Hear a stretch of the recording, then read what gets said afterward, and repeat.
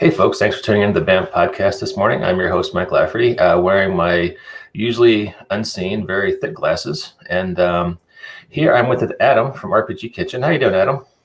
I'm good, thanks. Morning, Mike. Good morning, morning. And you're over in England, where it's midday. Yeah. And I'm here in Colorado, where it's, as we said earlier, about 5:30. So coffee is my co-pilot. So you have just launched RPG. Oh. All right. Yeah, actually, I just realized it kind of matches. Yeah, it does. Well, hey, nice. RPG Kitchen has just launched, and you've got a really cool mission statement about making RPGs. Well, actually, why don't I let you just describe it yourself since you're here? Yeah, thank you. So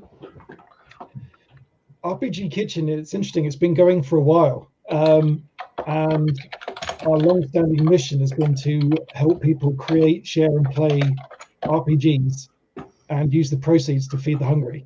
But this year, during lockdown, it became official. So RPG Kitchen is now a social enterprise, which in the UK specifically is a for-profit organisation where the profits have to go to the community we serve, which in this case is tabletop creators. Mm-hmm.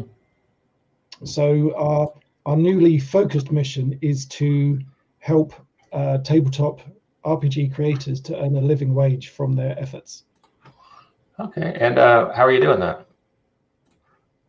So the way that changed. Oh yeah. So the way that's going to happen is basically I'm working on a new shop, and it's going to help people sell their wares and hopefully earn a greater cut of the sales than they get at the moment. So this is fairly new news. You're the first to hear, pretty much. Oh, nice, exclusive. Yeah, and that will hopefully be launching early next year, depending on factors. The other thing we're doing at the moment, as I think you've seen, is we've just launched a newsletter. Mm-hmm. That's to help creators reach their audiences. So that's just a little bit of news about what's going on, new releases, stuff like that. And that's to help, as I say, help creators reach their audiences and find people who are interested in what they're doing. Okay, let me put that URL up on the bottom of the screen. And there we go.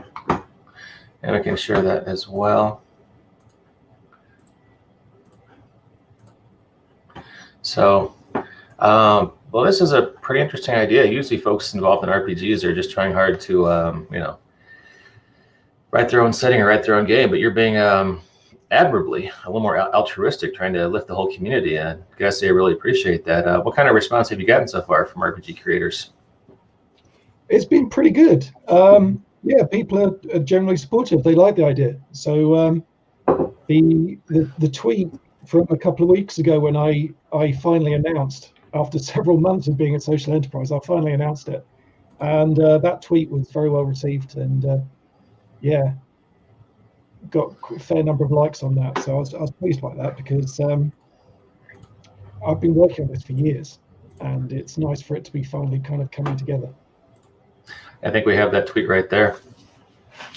Well, hey, let's say I'm an RPG fan, or I'm an RPG creator, and I want to get involved in what RPG's Kitchen's doing, or at least subscribe. What is the best method for me to reach out to you guys and do that? Twitter is the main place we are active, but people can always email me, and that's Adam at rpg.kitchen. Okay. There is a website. The website at rpg.kitchen. It is out of date, as these things sometimes go. I'm working on updating the site, so there's still a bit of information there, even if some bits of it are a bit out of date. Okay. And so you're going to be launching a shop, and do we have any details about that yet, or is it more just kind of follow you on Twitter and look for details kind of situation? So what I can tell you for now is it'll be digital only to launch, so it'll be PDFs only. But the nice thing we're going to have is we're going to have a try before you buy feature. Okay. So you can say something costs $10. A PDF product costs $10. You can pay, say, $1 or whatever the creator sets the price at, and you can use that PDF for a month. And then at the end of the month, if you want to buy it, it'll now cost you $9 because you already paid $1. And if you decide you don't want it, then that's it. You're done. Okay. Will we be using any kind of DRM to enforce that, or is it more of an honor system? No, there's some cool code that's been built, and I'm still working on, that will basically allow people to access the PDF via the website Okay. while they have their rental period, and then after that, they won't be able to access it unless they buy it or rent it again. Okay. Yeah. So it's not quite, but almost like a borrowing library in a way. Yeah, it's a little bit like that. So Okay. there is an existing library at the moment that patrons get access to, and that works a bit more like a standard lending library, but that library is going to get phased out. Okay. So you're on you said Patreons. So you're on Patreon? Yes. Yeah, I haven't okay. advertised it much recently. Would you like me to throw that URL up as well, or are we phasing that well, out? I've mentioned it. I've mentioned it. You might as well. Okay. Yeah. Let me do a quick search. Oh, there we go. Okay, cool. Yeah. It's a bit out of date again, like the website, which is why I haven't mentioned it in a while. But it is there, and there is some lovely patrons who have been supporting us for a long time. So very grateful for those people. All right, cool. Do we want to talk about that offering while we're here? Say again, sorry? Oh, should we talk about what all is in the library and other benefits that might be there? Yeah. So the main benefit at the moment is the library. We've got, I think, 50 odd titles in there at the moment, and there's a mixture. We've got some on one end of the scale. We've got a one pager or a couple of 2 to 3 page games, or kind of additional content for other games. And at the other extreme, we've got, I think, Zweihander, which is 500 or 600 pages. Oh, yes, 500 is huge. It's a doorstop. Yeah. Okay. Yeah. Excellent. And a few titles from Free League. What's the name of the game? I can't remember. Symbaroum. That's it. We've got a few titles from Symbaroum in there. So basically, at the $3 pledge level, people get access to a number of the books. Sometimes the smaller ones, not always. Also things like adventures. Maybe when the main book is in the available in the $9 section. The $9 opens up the whole library. Everyone at that point gets access to every book in the library. Okay, cool. I didn't actually. This is my first time hearing about an online library like this for RPGs. This is a really cool idea, and I'm glad you guys are doing it. Thank you. So, when is the shop opening, or is that still being determined? That's still being determined. So, as well as doing all of this, I also have a day job and a family, and so I have lots of plates to spin and things to juggle. So things take time. So, but hopefully early next year. Yeah, I think I'm in the same boat with you there. A family, day job, RPG side hobby.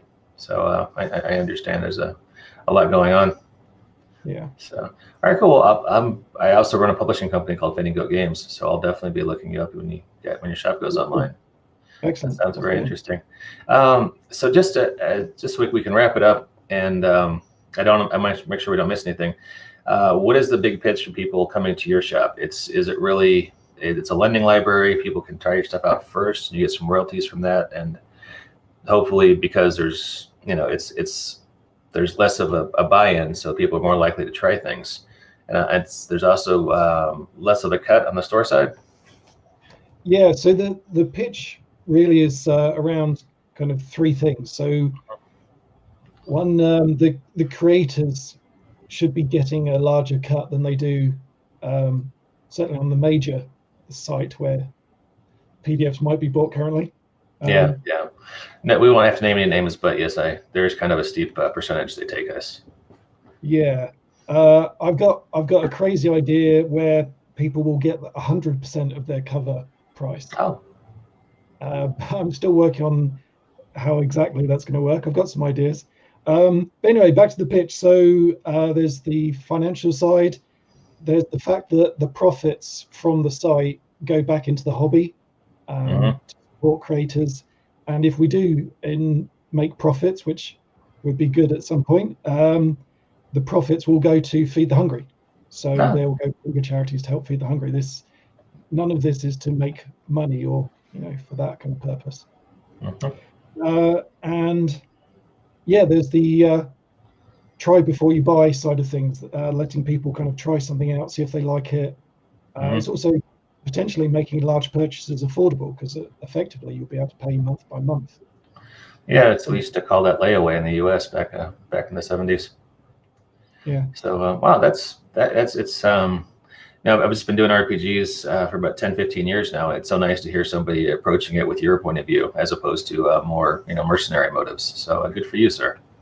Thank you. So anything else we want to cover before we wrap things up here today? I think things are in flux at the moment. It's exciting. The newsletter's out. The shop should be out soon.